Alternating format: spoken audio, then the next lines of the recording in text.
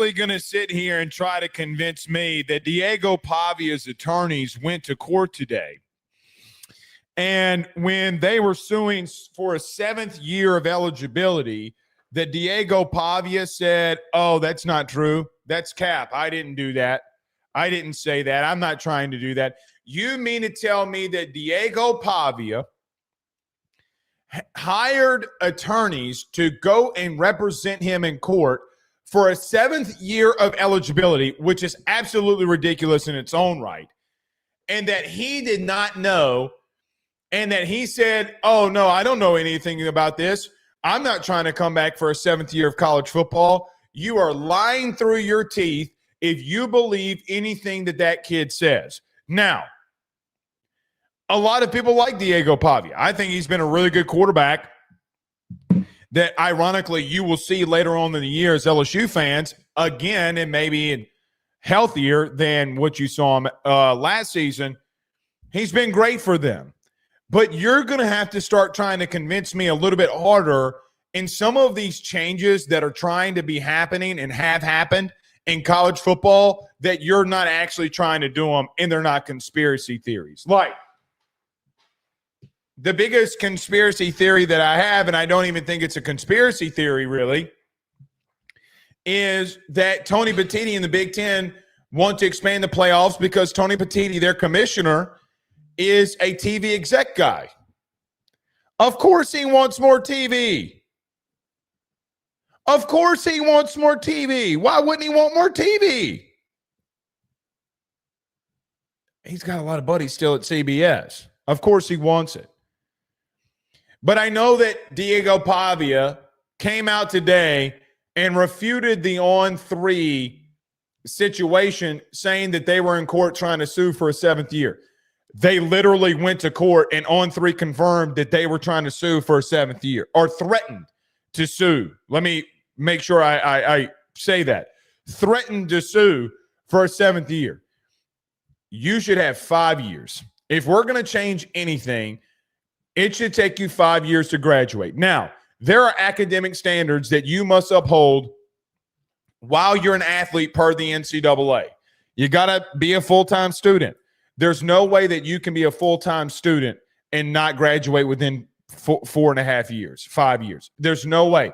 Even if you change your major. Like, it's not possible.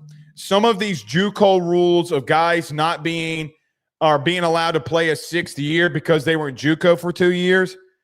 Golly, man. It's kind of insane. Kind of insane. It's not as insane, though, as Dabo Swinney absolutely losing his mind on the media. Now, Brian Kelly did it, but at least you were able to get the win. Clemson on a downward spiral. But I got to say something here. I don't think the Clemson loss and the 2 losses that they have against Georgia Tech and LSU are bad ones. Everybody is giving Notre Dame the benefit of the doubt for losing to Miami and losing to Texas A&M. Guys, I don't know if a lot of you have seen Georgia Tech's schedule. They might be a playoff team. They don't play anybody. There's not a lot of teams on that schedule that can beat them if Haynes King stays healthy. Now, they got to continue to do some of the things that they've been doing. But Georgia Tech has done some really good things, and they might find themselves in the ACC championship game if they're going to continue that level of performance. But Dabo Swinney did say, fire me. I'm not going to the beach. I'm going to go somewhere else. Well, you probably do say that if you're Dabo Swinney, if you have a $60 million buyout, which he does. And Clemson, I don't think, is going anywhere away from Dabo. They just see that you were supposed to have a good team, and you're not living up to those expectations. And I think that that's very fair. Very, very fair. Very fair. All right. We got lots to discuss. Before we get to that, every episode's brought to you by our good friends over at FanDuel. You know, if you were over at FanDuel today, they had a over-under for Paul Skeens of him getting 8 strikeouts. Do you think he'll get more or less than 8 strikeouts today versus the Chicago Cubs? Now, I have not personally looked and seen what the box score was for Paul Skeens today, and I'm sure, knowing Paul Skeens, he's probably going to go over that. But if you were over on FanDuel today, you could have placed that bet for Paul Skeens, the plus-minus, if you think he's going to get 8 strikeouts today. I would always bet the over when it comes to Paul Skeens. The only way you do that, though, is if you go over to our friends over at FanDuel. Sign up today. Sign up today. If you got the discretionary income, utilize it. If you don't know what you're doing, I highly suggest not being over there. But it's fun. Going and placing bets on games. It's a fun activity for all of us to be a part of. When you do, just do us a favor and go over to FanDuel when you do it. For any thoughts, questions, and concerns, go to FanDuel.com/RG today for more details in that situation. LSU versus Southeastern. We're going to preview the game. We're going to talk about it. And when we get in these situations, it's more about things that we want to see from LSU than things of actually breaking down a team like we did last week in Florida. What do you want to see from this offense? I ask all of you, and I ask you to put it in the comment section right now. What do you want to see from this LSU team offensively? What do you want to see him do? What do you want to see him not do? Do you want to see Garrett play? Do you not want to see him play? Those will be the questions that we'll discuss here tonight. Carter Bryant joins us at 7:35 as well. Every time he gets here, me and Carter have a really good discussion about all things LSU and football related. So I'm sure we'll get into the Nuss injury. I'm sure we'll get into offensive expectations moving forward. And what did he see from the Florida game that he really likes on both sides of football? So we'll get to both of those. But do us a favor if you're here. Hit the like and share. Share to all those groups. If you're on Facebook, it's all those social media pages. You're watching us, listening to us on YouTube. Like, subscribe, notification bell, wherever you listen to podcasts. Rate, review, and subscribe. And we're always grateful to our good friends over at FanDuel.com, as every episode is brought to you by our good friends over at FanDuel. Tiger Boy says downhill running. I don't know if you're going to get that. Now, we did live call-ins last night, and I got to tell you, I don't. There are moments and times where people start texting me things that happen throughout the show. Friends, like not just people who don't know me and just watch the show. Actual friends that will send me a text message. And today, other than one that I had about saying that I hope LSU opens things up like a hooker in primetime, I had a lot of friends asking me, what do I think about the I formation and the Les Miles thing? And it's ironic because the conversation started about a caller that we had last night, and the caller mentioning, hey, I want more I formation. It's so wild when you have a really good defense and now you want Les Miles out, and you wanted him out so far that you want to go back to a toss dive. But if it works, baby, it works. And I don't give two Rudy Poos or flying Rudy Poos. What happens? I legitimately don't. What I do want to see is, I agree with Tiger Boy, I want to see the running game get a little bit better. Chev says, I want wide receiver rotation tightened. I don't think that this is the week that we're going to get it. I just do not believe that this is going to be the week, because I just don't, because of the opponent you're playing, really. Make offense great again. Pavia shouldn't even be playing this year. They should be disqualified from any postseason play.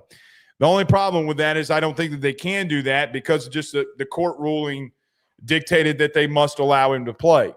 So, again, on the Pavia thing, spare me that he did not know that attorneys were going in there and talking about countersuing and talking about a 7th year of eligibility. Please do not do that. Please. Because I feel like in our society, in the United States of America mainly, that we get to a situation where that is so wild. We get to a situation where I look at all of these instances, okay, and common sense gets thrown out the window. Like basic, just common sense is tossed out the window because people are emotional. And I'm a very emotional human being my damn self. But common sense has got to say, in the Pavia situation, you're going to have to convince me that he hired attorneys about this situation and that he didn't know about it. I'm not there. Dr. John Sibley Butler says, excellent win for the Tigers. Let's roll. Take care of my boys from Hammond, then all to Ole Miss. I would not hate that at all. Alexander Taylor says, I want to see Chris Hilton more and less of Kyle Parker. I don't necessarily disagree with that. Brandon says, run the ball 30 times. We ain't doing that. Well, let me back up. You could do that because I don't think Southeastern's a good team, not based off of comparing LSU to them. But you maybe could. But I get what you're saying. Run the ball a lot, be effective. I just don't know if they'll do. I don't know if they'll do that. Maybe they will. Hopefully they will. Blake says on Facebook, consistency doesn't matter what from our form of offense that is. Just be consistent. Boy, I get behind that. I truly get behind that. That is for sure. All right, let's get moving here. Paul Toop says, give Van Buren a chance. Hopefully you score enough points, or maybe Garrett sits. I don't know. I really do not know. I would like to see Van Buren get a chance, just get some reps here.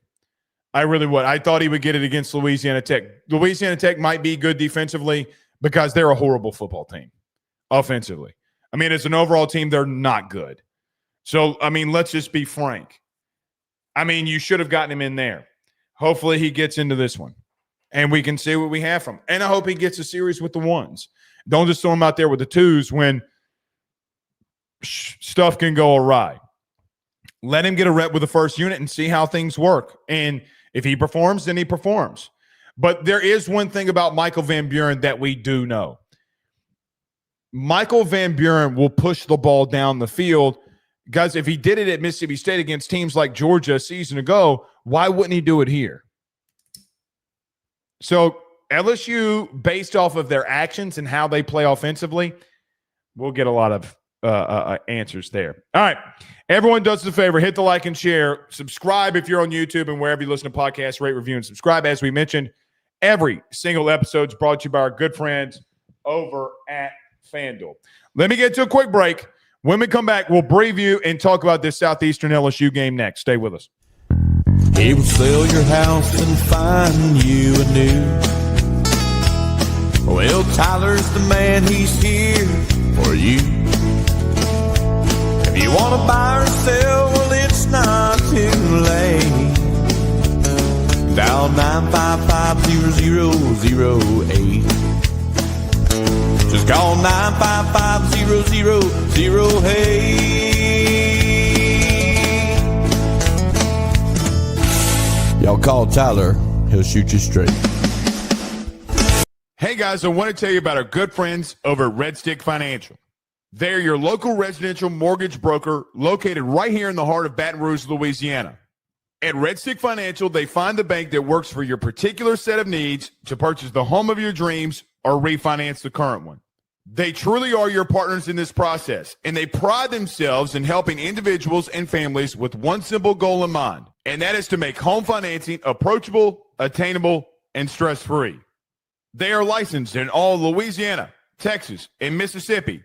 So from Amarillo to Meridian and everything in between, they have you covered. Red Stick Financial brings you creative, customized solutions, and they don't believe in the one-size-fits-all when it comes to loans.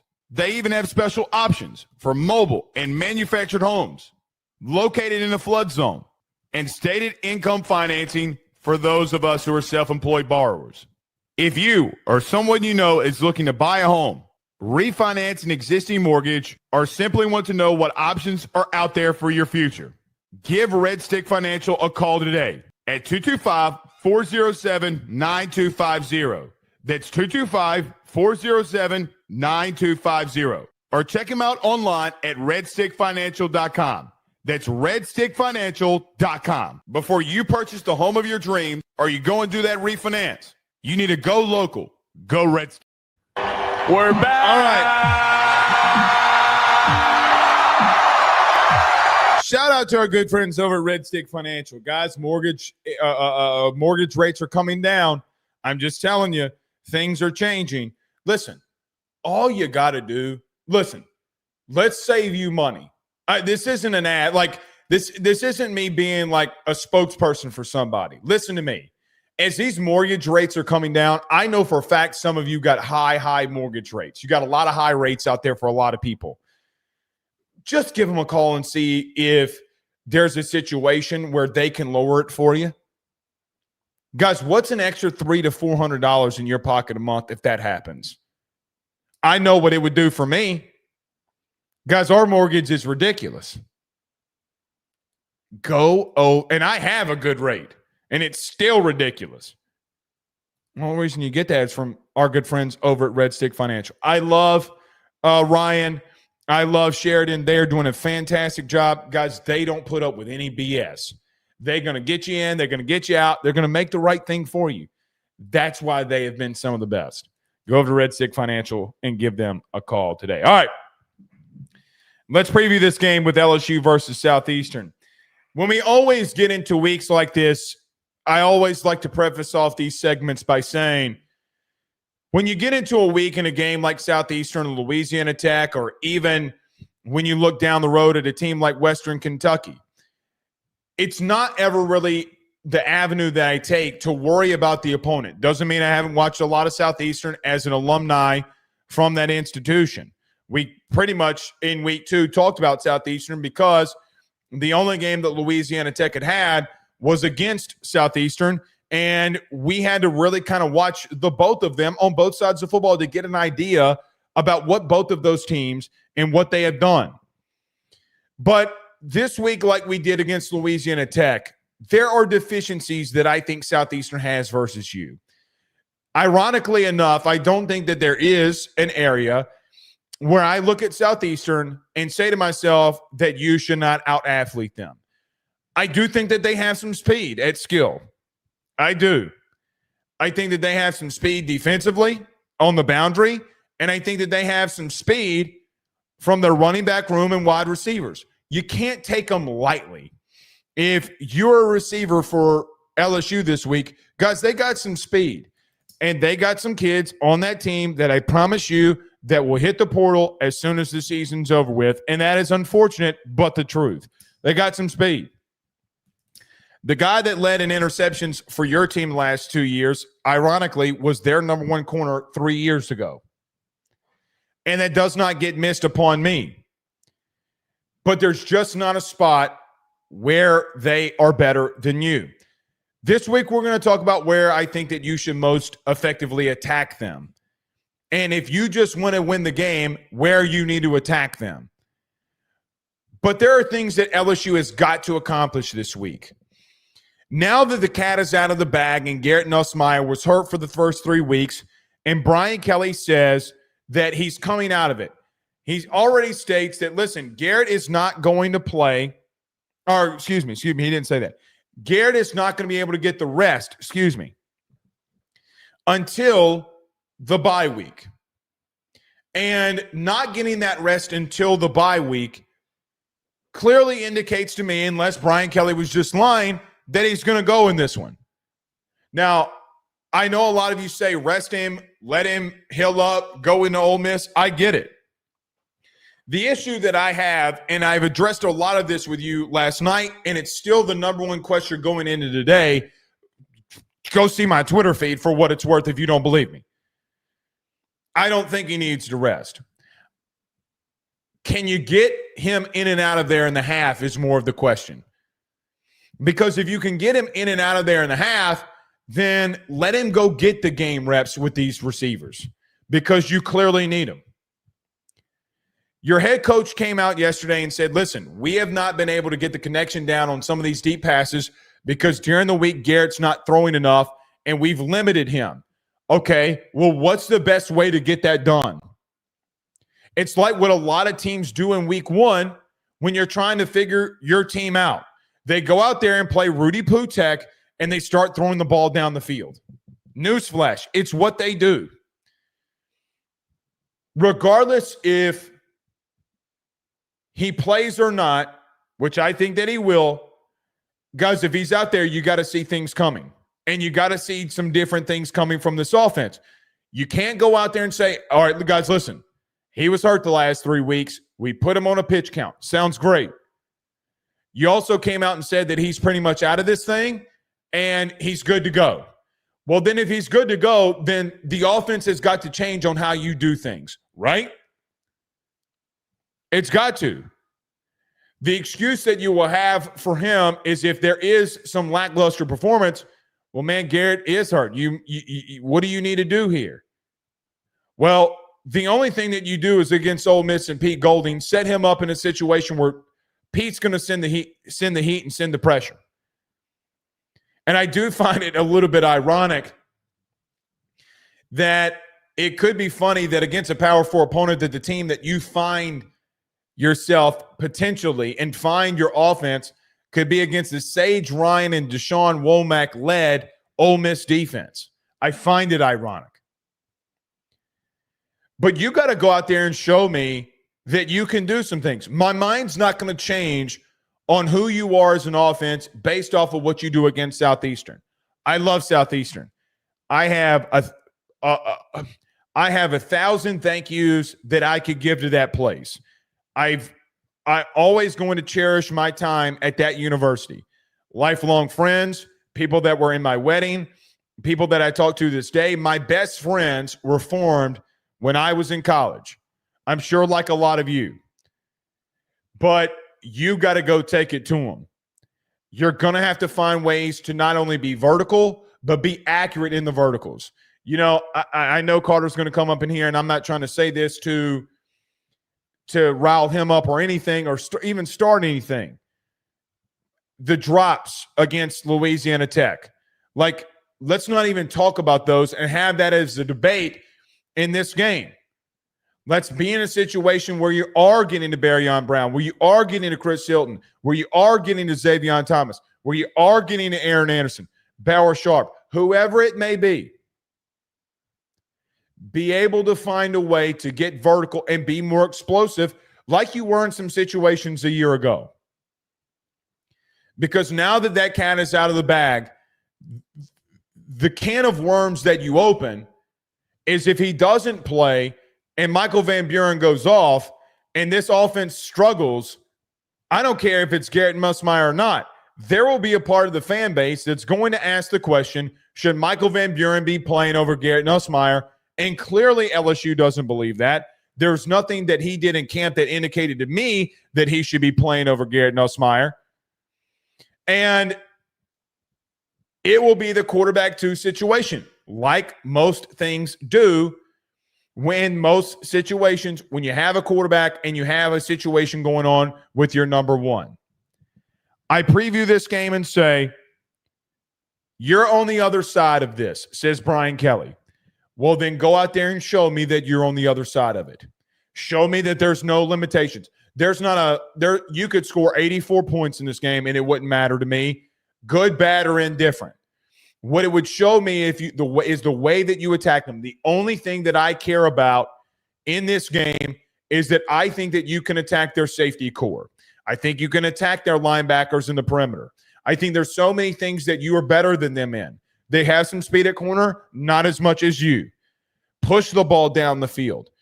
I really don't think that you're going to find a run game against Southeastern.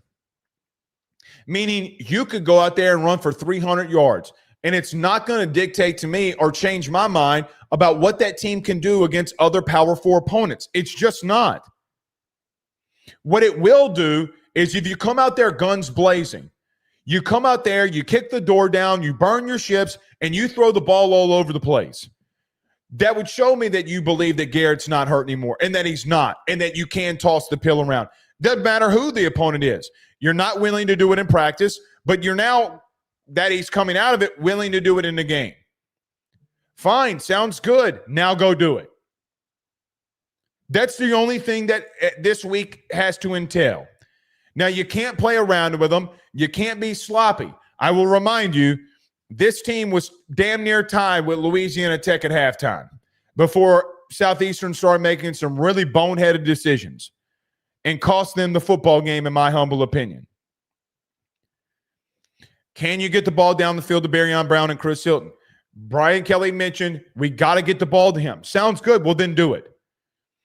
Now, do I think you need to find a way to get the running game going and find what works? Yes. I'm not saying completely abandon the running game against this opponent. But there would be a hard press for me to not go into a game plan this week and saying we're kicking the door down and throwing the ball all over the place. Guys, I got to be honest with you. I want Nuss to have 25. If he does go, my ideal situation is that he's got 25 passing attempts before halftime. Because that would say, listen, you're getting game reps. You're good to go. Now we gear up and see what this offense can be against Ole Miss. And then we judge it from there. But if you keep going bunch formations, 12 personnel, constantly doing some of the same things that you're doing, toss here, inside dive, 3rd and 2, we're going to punt the ball away if we don't get it, then it isn't a Garrett Nussmeier issue. Because, guys, he's still playing.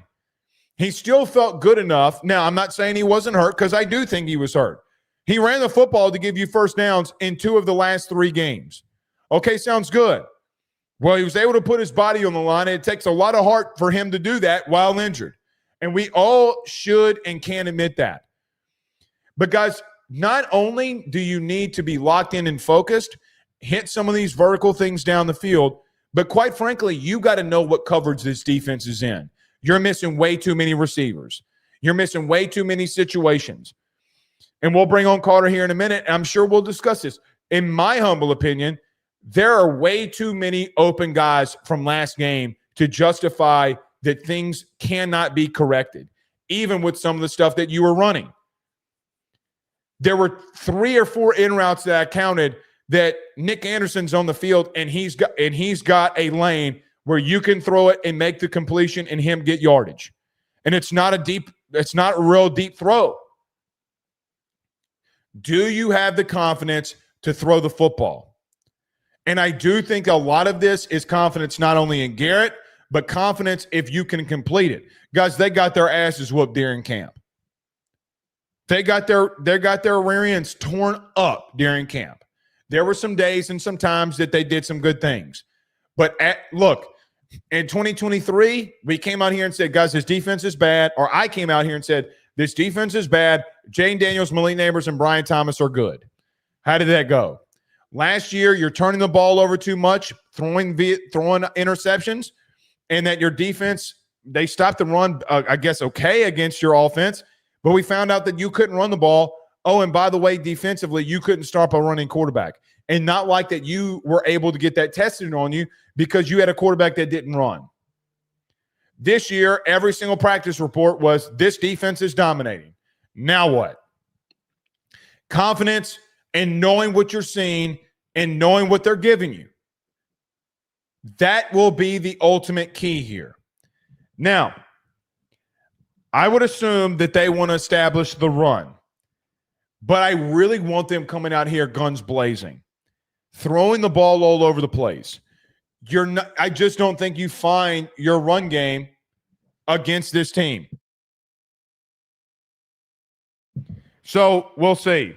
The last but not least I get to and kind of previewing this game. Offensively, we know what we want to see. Run the football effectively. Do you go and do some things in the I formation? Can you push the ball down the field? We all know that. You're better than them in all of those areas offensively. You just are.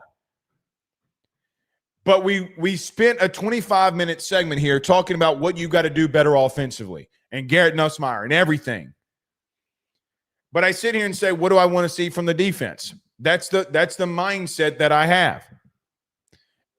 The exact same thing. As much as everybody's saying that they want Garrett Nussmeier not to play, I don't want to see Wes Weeks. That's the guy that I don't think from the Florida game that needs to play at all because you don't need him. Does Deshaun Spears get more reps and you can get some of these safeties out of there? Some other corners that you can get out there and take reps. I think DJ Pickett's going to play a lot. He needs all the reps he can get. Let's go do it. These interior defensive linemen from last week. You know, I look at LSU from a week ago, and I got to admit there were a lot of times where I saw this roster, and especially along the interior of that defensive line, where you're rotating in Don McKinley. You're rotating in Bernard Gooden. You're rotating in Tank Guillory. But there's others that were there that you rotated in and out of that I think had really good performances, like Walter Mathis. I thought Walter Mathis's reps, big number 91 in the middle, was good.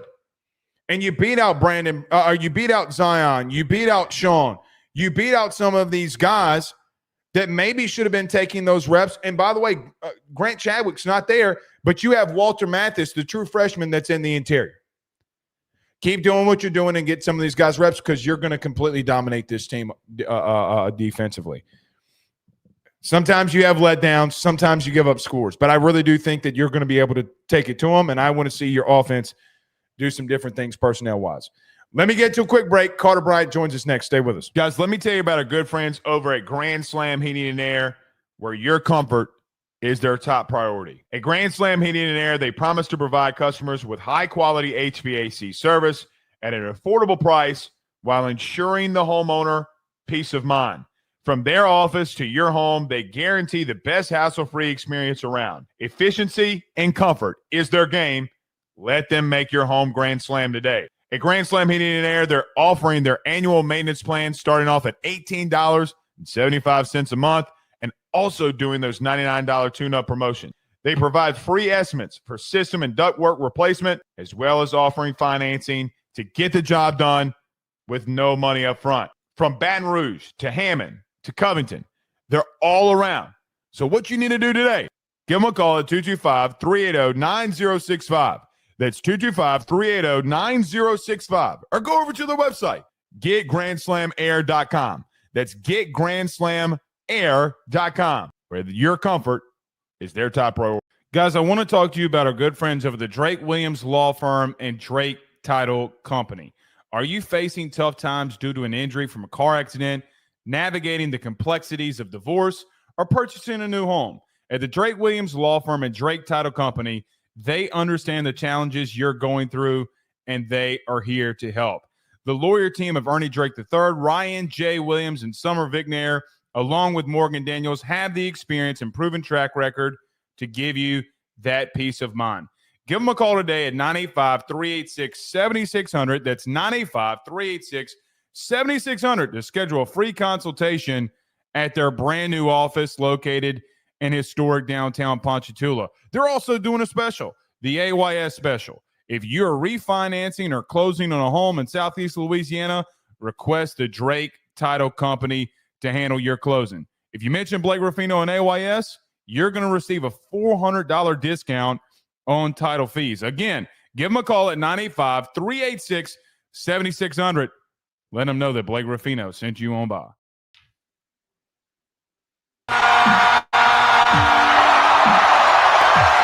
Sorry, I didn't click the button. Good evening, good. I thought I was gonna. I thought I was have to go Jason Derulo and fly solo. Jason Derulo. I love that. That's what's your favorite Derulo song? I don't really know one. I just know that was the joke. Flying solo, baby. I'm so I don't really listen. I don't really listen to music like that anymore. The only time I go and listen to music's in the gym. I'm listening to I get really pumped up to pump up the jam. Oh yes. And then I get and then in my playlist I got some Rocky IV montage, some Van Halen. Good. Right now, hey. Dude, tomorrow. Dude, I play that one at every wedding. Listening to that kind of music, man. You got to get pumped up. I feel full Rocky in there. Yeah. It's funny. Like I've been lucky to DJ some fun weddings. Classic rock is very underrated at Southern weddings. Of course. You would think it would just be 2000s hip hops, which is always my go-to to keep people. I have a very embarrassing video of me singing R. Kelly's "Key in the Ignition" at my wedding. Oh, dude, it's a classic. It's a jam, man. And I think it's ironic. People don't know what he means by "I'm trying to put my key in her ignition." Well, break it down for us, Mr. I mean, you're the one that's sponsored by Trojan over here. Maybe you. Trojan. I do not. I've had a few people, as far as that clip is concerned, ask, "Do you really have a Trojan sponsorship?" And I said no. I said no in the actual clip, but I would say no. I think they provide a great service. I think you completely missed the best punchline that you could have had in your Trojan comment this week. Okay, give it to me. In case people didn't see it, Carter made a little spoof saying that one of his sponsors was the good people over at Trojan Condoms. You should have come out there and said, now, listen, everybody, better wear a latex, meaning the condom, because you don't want that late text that I think I'm late text. That so would wrap have been it up. Yeah. And the fact that my name full Little Wayne. Yeah, and the fact that my name's Carter, it would have worked out even. See, better. you completely missed. Yeah, I know. It's a shame. It's a But complete shame. I would have had to share the residuals of that if Trojan did agree to do it. I would have had to share it with Lil Wayne, which I'd be happy to do it. That would be the wildest Lil Wayne. Change one word in the sentence, and you don't have to. Yeah, no, you don't have to do it. Yeah. All right. So every episode with Carter is brought to you by our good friends over at FanDuel. Go over to FanDuel.com today. They always are great partners and we're presented here at AYS Sports. Carter, let's break this down. What are you buying or not buying? Or if you're fully in with this whole thing that Brian Kelly said yesterday about Nuss's injury, where do you sit on it? Yeah, I think it's pretty clear that this is something, right? The Barryon Brown sideline ball, we discussed it not only on your channel, but this channel as well. Yep. And the thing is, Blake, it's important to not get too carried away with it because a torso injury doesn't absolve you from bad decisions either. Okay. So there were plentiful in Florida. Right. And look, people have speculated nonstop about Arch. Does he have injuries with the wincing on his face on some of the throws? Same thing with Lagway, who is perpetually injured. And there actually is some true oomph to that, as you know, Blake, to Lagway's situation. But the thing is, it's the same way with Lagway. If you're banged up, that does not absolve you from throwing the game away. Okay. And Saturday had a lot to do with one quarterback making a gazillion mistakes and Garrett not making as many mistakes, or when he did make those mistakes, they weren't as critical as Lagway's were. So it is important to note that, yeah, we always want to be sympathetic to all players' injuries, in particular the quarterback position.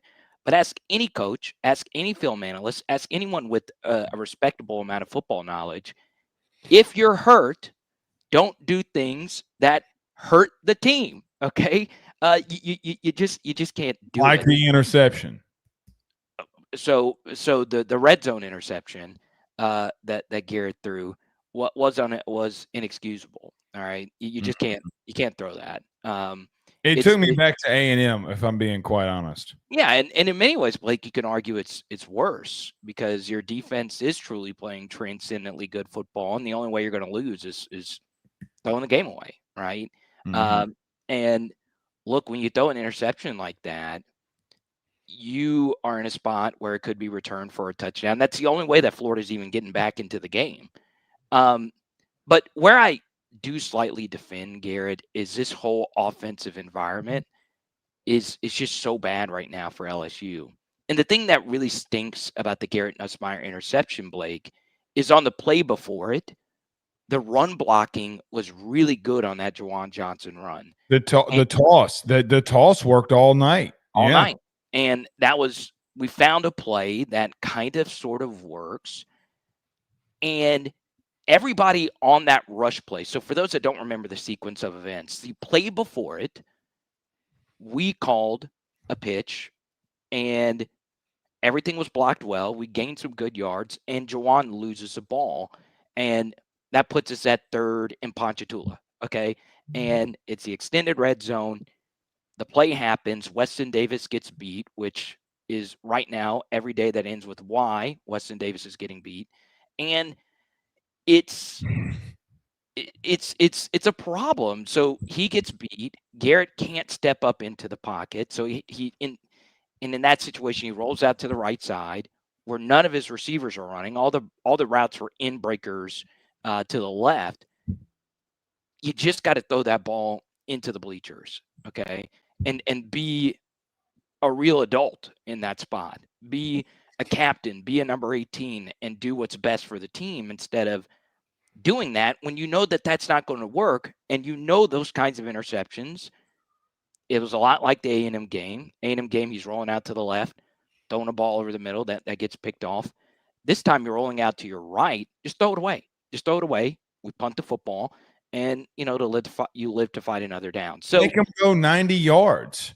yes, like we had already done successfully a few times, as Brian Kelly mentioned. And Blake, you know me pretty well personally. I am a very aggressive fourth down decision maker. I've always been that way. But I do agree, and Brian Kelly mentioned that not only, his own fourth down model, I'll go even further. I would say 99% of fourth down models would have told him to go forward on at least two of those conservative fourth down punt decisions. And Brian Kelly, learning from his mistakes, the mistake he made versus Clemson not kicking, went against the math, and it was the right decision. It was a right decision, and we would have had to punt again in that spot. And I give BK a lot of credit for coaching around some of the weaknesses of this team. And there you go. So Garrett has to understand that we have to win games this way. And I understand that that's frustrating because he is a prodigious talent at the quarterback position, but you just can't do that. You just can't make that throw in that spot. Couple of things here. When you did your film breakdown that you do, that's infamous and thousands of people watch it. To me, I felt like that you brought up that the decision making is not an excuse. The interception is obviously something that we can discuss. I thought he just missed too many people. And if you're going to play, you got to make some of these throws. So which misses that bothered you? I'll even go to the first drive. Throwing an out route to a running back in double coverage when Aaron Anderson's on a linebacker and already has 3 steps on the linebacker that you wind up hitting later in the game for the 31-yard connection.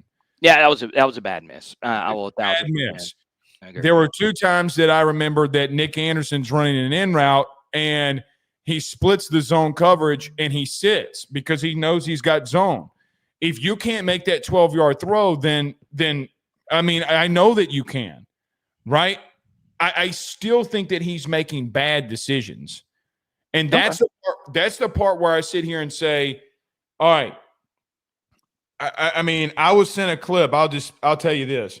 I was sent a clip from a source, and he's like, watch Chris Hilton here. Chris runs a post. He beats the corner and the safety and he's got like 3 or 4 steps. Now, I understand that you can't throw it, but at the same time, you got to uncork one. You got to uncork one. If you can't uncork one of them, then you shouldn't be playing. Okay, so you're talking about. I think I know which player. So this play was earlier in the game. Yeah, well, I mean, if you want me to go to the ones in the fourth quarter, I was okay with because you're up. You just had the pick 6, and if you are hurt, don't throw it into coverage. I'm not even worried about the ones in the second half. When you got to get points, I'm worried about Aaron Anderson being open in the middle of the field. I love the connection to Barion Brown in cover 2. I love it. But they wind up running cover 2 against you a couple of times that Barion Brown's sitting in the coverage. I mean, I'd have to send them to you, but I don't. No, that's fine. Yeah. I don't. I think that there are some things that he's preconceiving or told where to go with the football before he throws it. And that is partially a problem with Garrett. I do think he gets so far into what he sees pre-snap. Like for instance, the throw to Caden in the first drive of the game. Pre-snap, he's on that smash concept. He's expecting that corner to be back, and he just predetermines what he's going to do. But nobody's on Aaron, and you know that on the back side, on the back side, and you got to know that the only person in that situation that can cover him is that linebacker. They literally come back to it way too late into the game in that situation. Like, I felt like he was told on the sidelines, listen, you got to hit Aaron there. Yeah, I think now, Blake, it needs to be a heavy dose of Aaron the rest of the way. So I do too. one thing I would say is, like, on the very next drive, the first touch was to Aaron Anderson. First touch in the Florida game last year was to Aaron Anderson on a rollout. Aaron is the engine of this offense. And now, Blake, we're a year and a half into Aaron and the Nuss connection. Aaron's not had a bad game. Like, it's crazy. Now, he's had some instances where you want him to catch some tougher passes. There was one at the end of the second quarter versus Florida that Garrett put in a really good spot that Aaron could have caught. It would have been a very difficult catch. But Aaron is so good. As good as you think Aaron is, the fact that over the past year and a half, he's just been good in every game we've played. He's had a big impact in almost every win. Shows you how good this guy is. So we need to keep him the focal point of this offense. And I give Sloan a lot of credit, in that third quarter spot. So, Deshaun Spears has a pick six, and the value of the pick six is it's one less possession that our offense had to put out. If that makes sense, we score with our offense not needing to do any scoring. And then after that, Blake, was when we really started to attack the middle of the field. Obviously, the Bauer Sharp shot was a very good call on first down. But I do think that Aaron Anderson throw over the middle that you're referencing, that's a play that LSU has run throughout the Dim Brock tenure. It was the Tom Brady play that Rob Gronkowski ate on Hoss Juke. And it is truly something that we need to keep working. Because if we get Aaron Anderson on a linebacker, we need to throw it every single time. So I give Aaron a lot of credit for continuously pushing this offense forward, even though we're just not that great of an offense right now. When you motion a back out of the backfield and the linebacker doesn't go with him, you got to know that one of those slot guys he's taking. Right. He's going to be there. And it happened legitimately all night. And to your point, I think that they need to keep going to Aaron in these situations. Does it bother you that, well, what do you make of the situation of them just actually playing them? And I understand Clemson, but what about Louisiana Tech? I mean, how many weeks is this going to be an issue? I mean, Carter, now if this is in camp, which you pitch counted him 6 weeks ago or 5 weeks ago. Yeah. Right? And you pitch counted him 4 weeks ago because of the abdomen. I mean, should we expect different stuff to be seen offensively versus Southeastern and moving forward into Ole Miss? Yeah, and this would be the thing, because, Blake, you're really plugged in. I'm not as plugged in as you are. I always say it, even though some people think I have like a gazillion sources. There are some things that we know that we don't share, but everybody wants to know, Blake, how hurt is Garrett Nussmeier's torso? And the answer is, it really doesn't matter, because if you're out there, you need to get the job done. I agree. Ultimately, and like I said a minute ago, the same thing does play for Lagway. But the truth is, Tom Brady played so many Super Bowls where he was so damn hurt. Okay, the undefeated season, his ankle was in really bad shape. Carter, right? he busted his hand wide open and needed stitches. Right. So even though you protect quarterbacks as many times as you do, quarterbacks are always still going to be hurt. Just because they have a red jersey on in practice, it's rare to have totally, fully healthy quarterbacks over the course of the season, even though there's all these different things. So I've gotten so many messages. I know you've gotten way more about the Garrett Nussmeier injury. And you saw what happened when the Garrett Nussmeier leg rumor happened, or the Kate Klubnik car accident thing. Mm-hmm. People are always worried about QB health. It moves betting lines and all of it. The truth is, Blake, over the next couple of weeks, Garrett Nussmeier could have one leg. I mean, he could be a pirate for all I care. You better be able to put up some big offensive numbers, all right? So we get a 2-week sample, and I understand that there are some, and I heard you bring it up briefly on your show a little bit earlier, the idea that we can potentially rest Garrett for this next game. I don't think you can. I don't think you can either, okay? I think in the past, if this offense was a well-oiled machine, I could hear that out. I could really hear that out. But I want everyone, the 303 watch it on YouTube and however many numbers are watching everywhere else. 975. 975. Yeah. Okay. I want to look at each and every one of you in the face right now. The offense is ass It is downright hot dog water ass.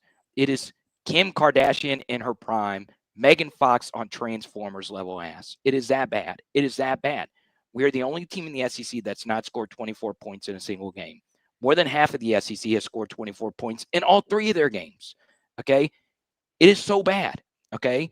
The only thing that matters in the grand scheme of things when it comes to you being better as a football player is, yes, the all-season weight programs work. Spring, all that stuff matters. But game reps matter more than anything else. Yeah. We need as many game reps under the sun as possible to figure this shit out. Okay? We don't have time. Our goal is to win the entire thing. Like I said, if this offense was good, I could hear out resting Garrett Nussmeier. But I want our offense, and you should, as LSU fans, should want this offense to at least dominate somebody, to at least let us know that we can do what we need to do to be an elite offense. And Well, go ahead. Sorry.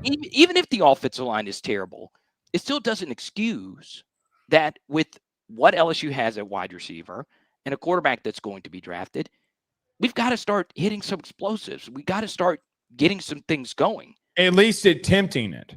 Yes. And You're not even attempting it. And listen, if you hit them or if you don't hit them, at least teams are going to know it's what you're going to do. I mean, the first, look, Pete Golding's from here, and I'll say this because I know it for a fact. What did Pete do last year? He knew that he had a really good front 7 or front 6. So they played 2-man all night. Did not stop them from trying to push the ball down the field. And the thing that I look about in this offense that's so confusing to me is I get not wanting to if he's hurt. Them not going down the field confirms to me that he's hurt. Yeah. Because why in the world wouldn't you, with now that you have this level of defense?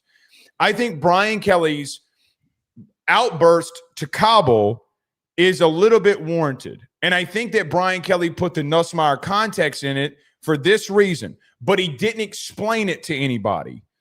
If he would have explained what was happening with Garrett before the Cobble question, then I understand the overreaction. Yeah. But because you didn't do it, and because if you're Brian Kelly, you go to the podium and you say to yourself, bro, we just beat Florida with one hand tied behind our back, and our quarterback can't throw the ball down the field. And he's like, what do you mean we won with that? What are you talking about? Dude, we're going to be fine. But he didn't explain it. And that's where he got in trouble. But Carter, they're not even attempting it. And listen, you go another week and you're not pushing the ball down the field, the can of worms will be open going into and coming out of Ole Miss. It's not a matter of if, but when you're going to need to score points, then when do you sit him? Because Michael Van Buren's going to have to get some reps here because offensively you got to do something. Or then this is on Joe Sloan. You can't lie to me. I give you a 3-game mulligan. Yeah. You can't go to the podium and say all that you said if you're Brian Kelly and say, listen, we were very conservative. Garrett's been battling through an injury. We didn't want to put him in big situations. We knew we were elite on defense, so we managed the game the way that we needed to manage the game. Sounds good. You're telling me that he's coming out of the injury. So now you better start doing some things like you did last season. Carter, if you had this offense a season ago with this defense, you're blowing some teams out. Yeah. Because the Garrett that we all knew, 3 interceptions or not. Now, you would have been in a lot tighter games. You would have lost to Clemson if you throw 3 picks. But the bottom line remains is you got to throw the football. You got to throw it and you got to be explosive. Before we move on here, Jabbar Jaluk's been suspended for 3 games at Florida.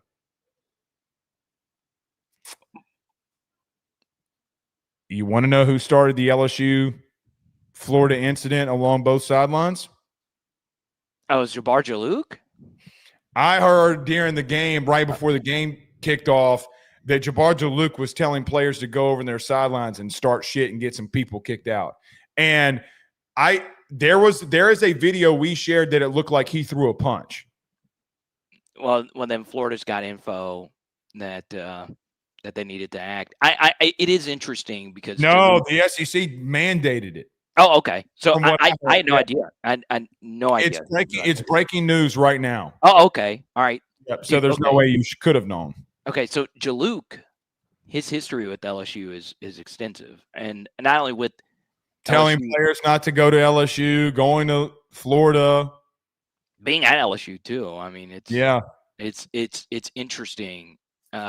He's definitely from what I know, one of the more well connected coaches. Like he just knows everybody. But he does. Dude, I will also say that doesn't really shock me. It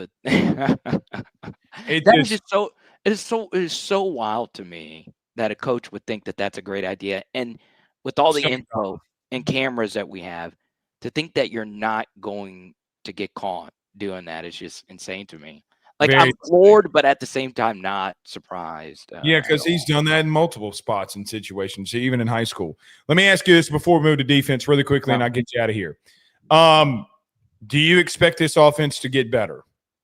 Well, you look at Southeastern, and then you look at take the Southeastern game out of it. Do you expect them? Because there's nothing they can do to rectify. They're going to have to score 90 points. Yeah. So this is where I have a slight disagreement with that. Okay. Right? Is because they've not put up a good amount of points in any game yet. Okay. I do think them doing something versus Southeastern would tell us something. Because if they don't put up, and I understand 24 is an arbitrary number, but just do simple math, that's 6 points per quarter, right? You should be able to do that. You should, okay? The fact that every other team in the SEC's done it at least once, and most of them have done it in 3 games. Hell, look what A&M just did. Right. So at least show me that you can do this, and you should be able to do this. Do you Then you get Ole Miss the next week. So I do a lot of Arkansas content on my SEC channel, and the Ole Miss defense is not good. Not only are they not good, but like they couldn't line up. They did some really. Wait a minute. You mean to tell me that Deshaun Womack and Sage Ryan couldn't get lined up properly? They did. I will tell you, dude, they did some downright diabolically stupid things versus a Bobby Petrino coached offense. Some of it was structural. Some of it was their players just doing things that I know for sure they weren't coached to do. So you do get a 2-week stretch here where I need to see at least one offensive outburst. Of course, we want to say versus Southeastern, but Ole Miss's defense, I don't see a world where they actually become something this year. So, yeah, this next 2 weeks should tell you a lot, right? So I'm excited to see if we get something going. And then also, I want to shout out Xavier Thomas, man, just doing all the little things right. Just making shit happen. Block along the sidelines, yeah. What was that? Big block along the sideline. Oh, yeah. And, you know, one thing, it's interesting. So if he doesn't make that block, Brian Kelly doesn't get killed. That's true. But it's Xavier Thomas's fault. It is Xavier's fault. But, you know, that block helped get us into more comfortable field goal range, and Ramos isn't a distance kicker. So, and then you had a false start to take it away. Yeah, true. But in theory, the play was so big. But he just does so many little things right. You know, one of the biggest plays in the game that was negated by the Nuss interception is the only reason Florida didn't get the Jawan Johnson fumble on the play before is that Xavier jumped. Because of him, yeah. He just does so many little things right. So every time I get a chance, I want to shout him out. You don't think they need to move him inside or do some different things with him? I get it, but you're not going to get – and you're going to put Chris Hilton in the slot?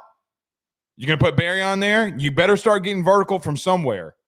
Oh, no, I'm with you. I mean nobody's calling for him not to play. I'm just there. Yeah, you don't like him at the X. I hate it. I want him to play.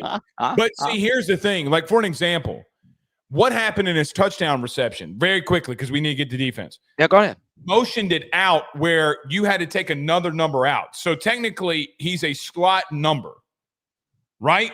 So yeah, it's not a traditional outside alignment. Yeah, I'm with you. It's not a true outside alignment. The numbers change once that motion happens. Give me more of that. Please, him and Aaron, go 4 wide for all the Rudy Poo I care. I don't care. Put him in that bitch, but you got to do something different with it. I know you've already addressed this, so I know we're getting the defense and we're running out of time. I'm also chubby and hungry, but I do want to ask you on your lovely channel, what would you do about the offensive line right now? Do you just keep the unit the same? I know you're a big current guy. Get away from zone blocking schemes. I agree with that. I do. I know Weston's taking a lot of shit from people, but I haven't hit him or talked about him because I know he's giving me every bit of effort he's got. He's playing hard. I don't think that your guys in the interior besides Braylon Moore are. Oh, interesting. Yeah, I don't. I can't. I don't think. Let me give an example. I'll send you the link tonight. Yeah, go ahead. The play where Aaron does the little quick slant stop, then goes, the 31-yard play. Yeah. The juke. I need you to go. I need you to go to that play, and I want you to watch 56 and 75. And the stunt that Florida ran, I think Weston Davis's issues in the zone blocking schemes are just as much important on Josh Thompson as it is him. Oh, so because he's not passing off. They run a twist, and Weston Davis passed off the twist, and he literally does this. There's no way in hell that a guy with 45-plus starts shouldn't know on a twist to shift. Hey, all right, you take the inside guy. I'm going to take the guy – or you take this guy going outside.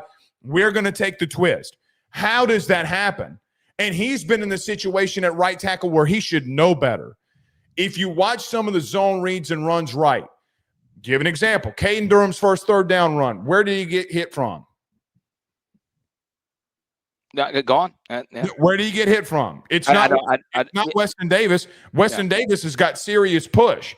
It's 56 getting him cheeks clapped and missing assignments. Yeah. And so listen, if we're going to call a spade, come in here on this projector and sit down right here with me, and we'll go toe to toe with it because they're getting them cheeks getting clapped up front.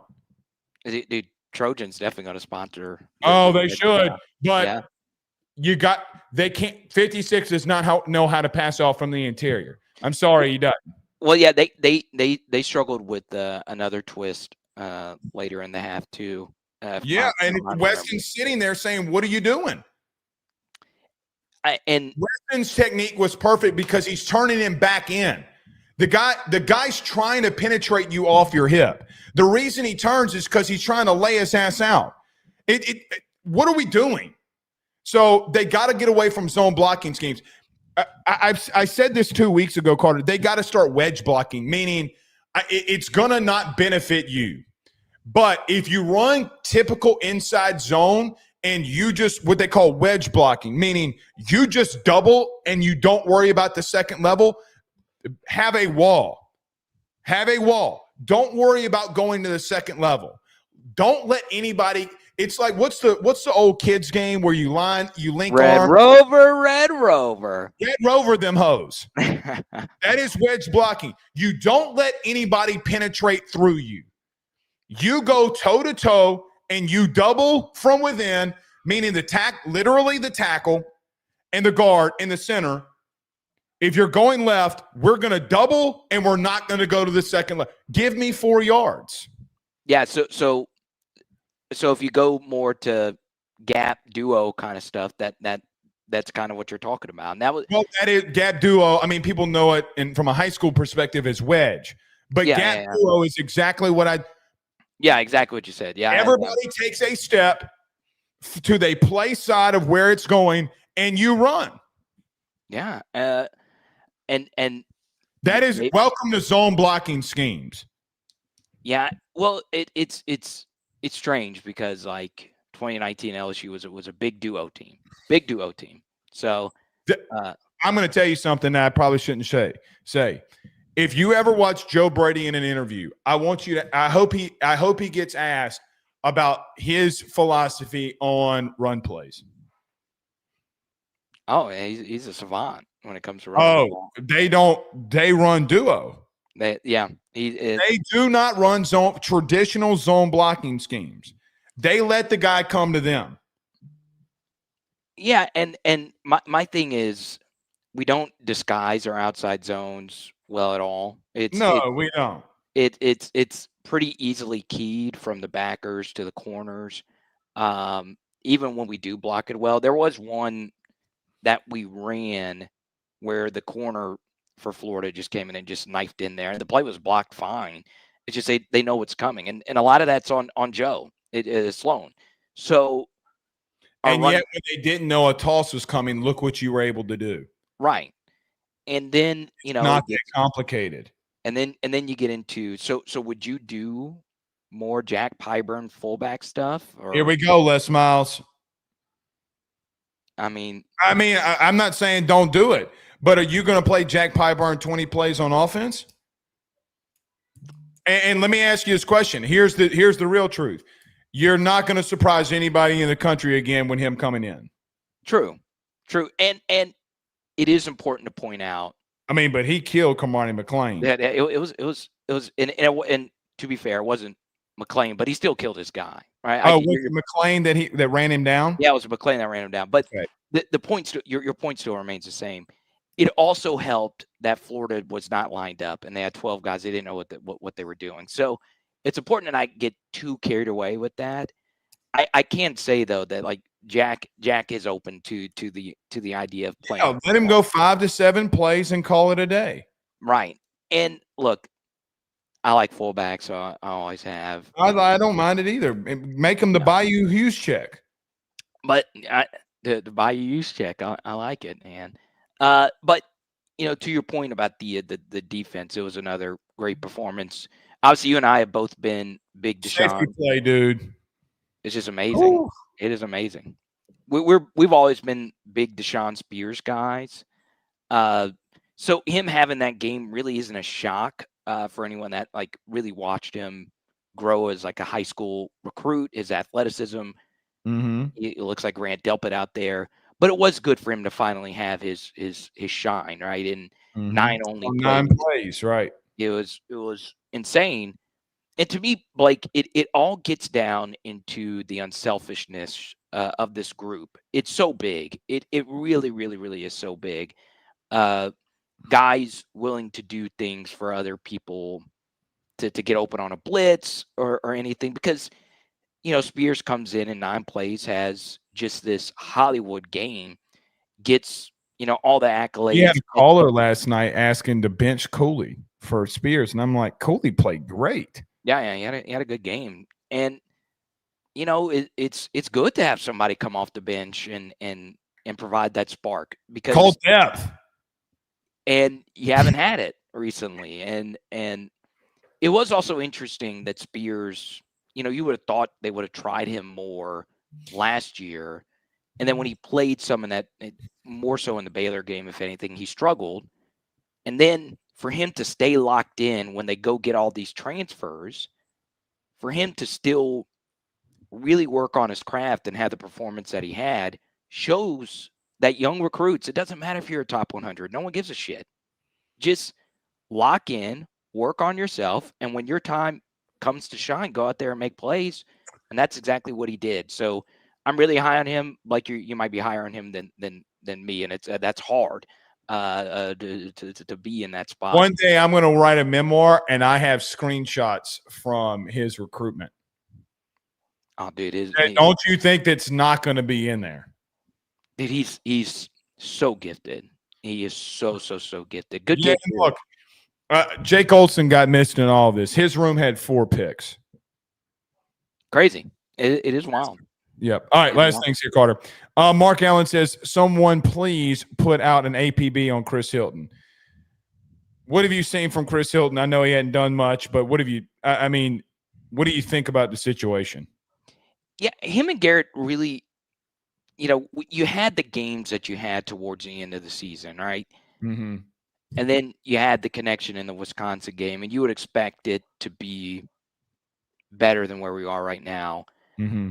But, part of it is, when has Chris ever been an elite, consistent producer at LSU the same way a guy like Aaron Anderson has been? So obviously some of this is the role that he's been given. It's been an inconsistent role. I know quite a few people are frustrated about it. He also, him hitting his higher end range of outcomes is the highest range of outcomes for this offense to be great, meaning if he's on the field and playing well, the plays that Chris Hilton are hitting are big, big, big plays, right? Compared to Aaron Anderson, yeah, you get some big yak plays, but it's more of a methodical, slow burn, right? So you do want to keep Chris involved because he is such an elite, pure, deep threat that we do know that Garrett has hit a few times. But at the same time, I do think part of it is we might have overrated Chris going into this season. Can't say that on 4 targets, because here's the problem with Chris. Everybody can have mistakes but him. Like, the only thing that he's done this season has been the fumble. And I got to be real with you. They're trying way too hard to get 12 personnel and Bauer Sharp on the field. Way too hard. No, yeah. Sharp's not been the best. No, I agree. They're trying very hard to get him on the field. And to be real with you, when you had Trey'Dez Green, I don't mind it. But at the same time, you can't blame any receiver based off the passing game when Garrett can't do the one thing that Chris needs him to do the most. Chris Hilton's game is getting vertical. And you came out this week and said he can't throw it that far. Yeah, it's tough. It's tough. So I will. Why he's not playing? Because they had to take him out based off of what they were needed to do. Here's the truth.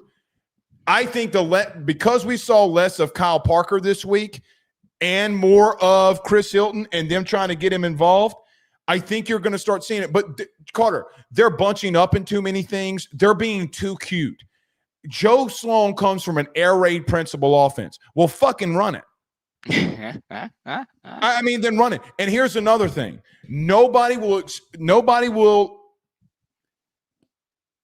help Chris Hilton until you let him catch a slant. They all know what he's doing. So you're not benefiting him there either, in my opinion. Yeah, so, I think part of it is, I do think putting Chris some in the slot, which is tough because Aaron is a pure slot guy. I do think doing that can help get Chris going because you're moving him around. They ran slot fades, him on DJ Pickett in one-on-ones and 11-on-11s. Carter, he had 3 touchdowns on DJ Pickett in the slot. Yeah. And one thing I would say, okay, once again, you're not going to find a bigger Garrett defender than me. Okay, you're just not. I've defended him on plenty of. Well, what was that? Who are you telling? I know. Okay, but one thing I will say about Michael Van Buren, who is a very flawed quarterback who had rough practices as you've attended, but it's not a secret that the fall and spring wasn't as great as some hope for. Mm-hmm. But if he had better fall and spring camps, Garrett would have been benched. I don't know if I'd go that far. He would have not played against Louisiana Tech. He wouldn't have played. I'm telling you. They don't trust Van Buren, and that's why he went out there versus LA Tech. If you want to keep it real, let's keep it real. So you think the staff is shaky on MVB right now? I do. No. Here's another thing. They told the kid they wanted him to redshirt, and Garrett's not hurt enough not to play. Okay. And they're trying to manage the red shirt situation with him very closely, like what happened with Garrett, literally in the Ed Orgeron, Brian Kelly turnover.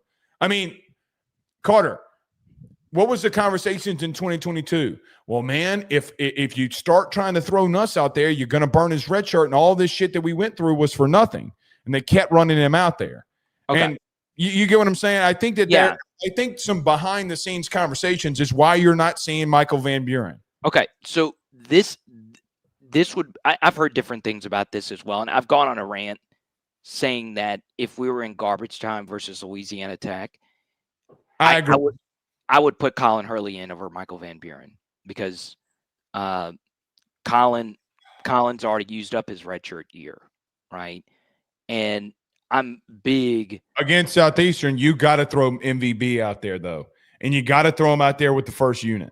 Okay, so right. I mean, if Garrett is hurt and the offense looks the same way, and you do get some points based off it, but you're just missing a lot of stuff, you got to throw MVB out there and just say, "Hey, go at it." Yeah, and it opens up a massive can of worms. Well, here's my problem. Okay, and this. I said this during the Orgeron tenure with the Garrett thing.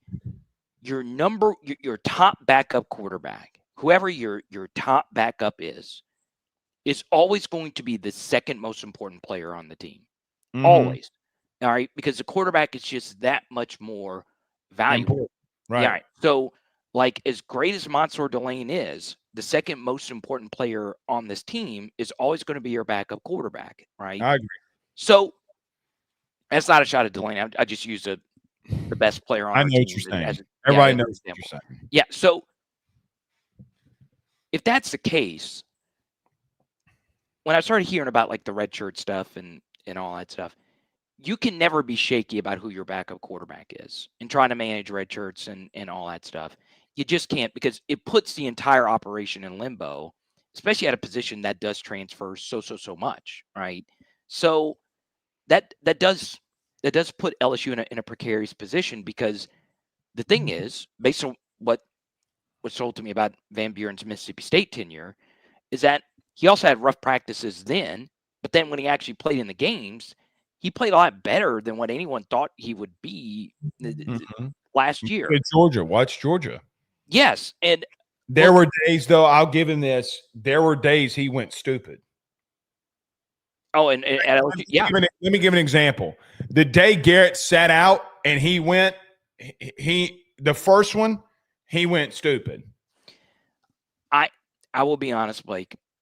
You look at some of like the advanced metrics from Van Buren last year when he played for Mississippi State. They weren't too great, but the film was really impressive to me. Now we can get into, those teams might have not been playing as hard because Mississippi State wasn't as good, but there were still some really high level throws. And the one thing that Van Buren can do, he's not ever going to be, to me, as good of an intermediate thrower as Garrett. That's really tough. But his goal ball down the sideline is borderline elite. Like last year, that was the case. He threw some flat out, beautiful, deep ball. He had Mario Craver too.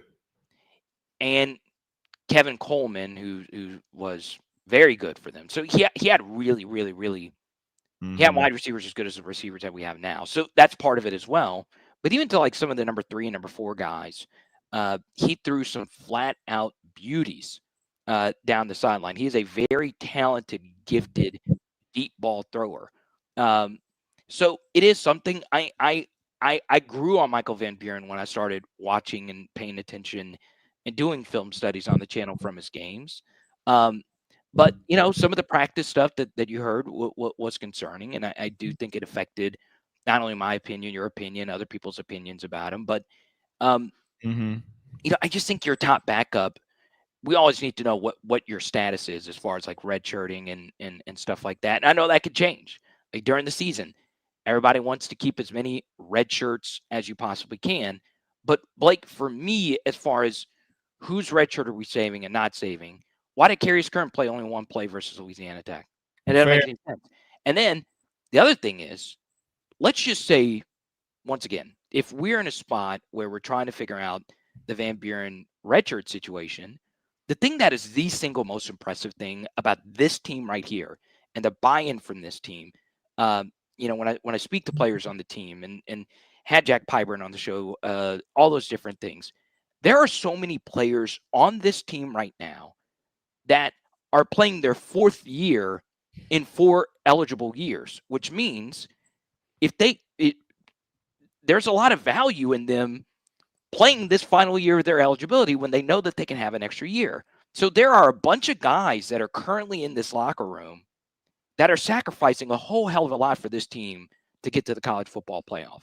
Agreed. So one player and his redshirt situation should not outweigh an undefeated potential college football playoff team's overall potential output, right? So that to me is one of the most undertold stories about this team. And I know you and I could point out all the bad and this guy's not doing good or whatever. I can tell you from, and Blake, you know this, but I'm just going to share it with your audience.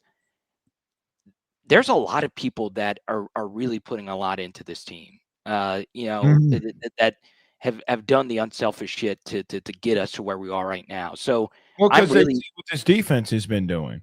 Yes, like it's crazy. Like, one guy who, is just getting it from fans because he dropped 2 really bad picks versus Louisiana Tech. I give Ashton Stamps a lot of credit. I mean, he's playing a lot of punt return, punt block shit. That's a huge demotion from him being the number 1 snap player on last year's team. So right. I cannot state enough. Like, I know Brian Kelly gets crushed and no one likes him, or a lot of people just don't like him or whatever. But this dude's got a lot of people bought in to this version of LSU. And that means a lot to people like me. And I know it means a lot to people like you. So it does. That's why I like this redshirt thing for this team. I'm like, man, there's a lot of people sacrificing a lot. So as much as it would be nice to save Michael Van Buren's redshirt, it's also just not that important to me because we have a damn solid team, and whatever it takes to get us to the playoff, we need to put all hands on deck and get us to where we need to be. Yeah, I completely agree. All right. We'll see you next week. Or I'm sure I'll be on your show this week at some point too. Yeah, let's do it. Let's go. All right. See you, buddy. All right. Bruh 337 says, did we see power I formation in camp? I did not. No. I did not. I did not personally see it at all. Not once. Alexander Taylor with a $2 super chat. First time healthy to start the year, Carter. Yeah, I mean, I just hope they go out there and ball out because you got to start throwing the ball down the field. And that's all that I think that we're all really asking for here. See you tomorrow, man. Peace.